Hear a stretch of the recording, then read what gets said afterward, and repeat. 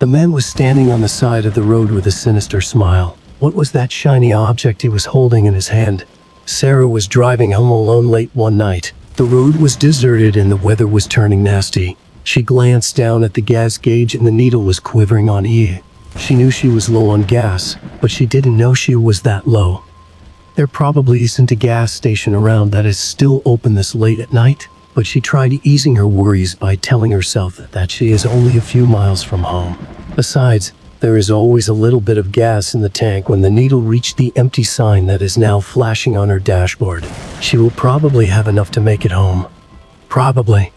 As she came up over the side of a hill, her headlights came upon the figure of a man standing on the side of the road. He sported a long gray overcoat and had his thumb sticking out. He must be a hitchhiker. As Sarah grew nearer, she was able to get a close look at the man. He had a vacant, crazed look upon his rigid, unshaven face. Sarah, who already knew it was never a good idea to pick up a hitchhiker, certainly was not going to stop late at night for one while driving alone.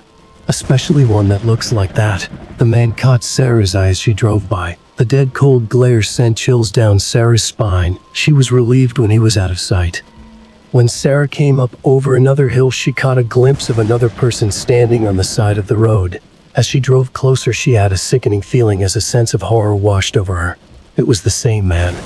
At least it looked like him. It couldn't be, though. There is no way he got ahead of her a mile back.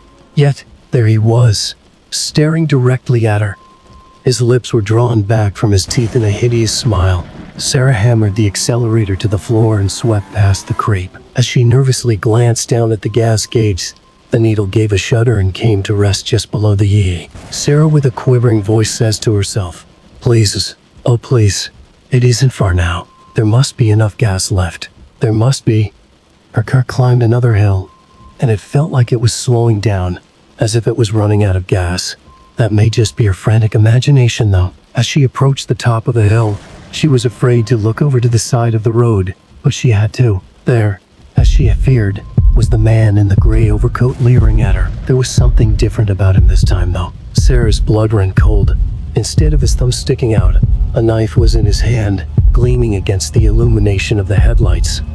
Now the car was really slowing down and started sputtering as if starved for fuel. She was almost home. If she could just make it over the last hill, she could coast into her driveway. Then she would be safe. Would she make it? The next morning, the sheriff found Sarah's bloody body hunched over her steering wheel. She had been stabbed to death. The sheriff figured she must have picked up a hitchhiker that killed her. He found it odd it didn't appear anything was stolen, though. This was the third one of these occurrences on this road in the past year. The murderer was never found.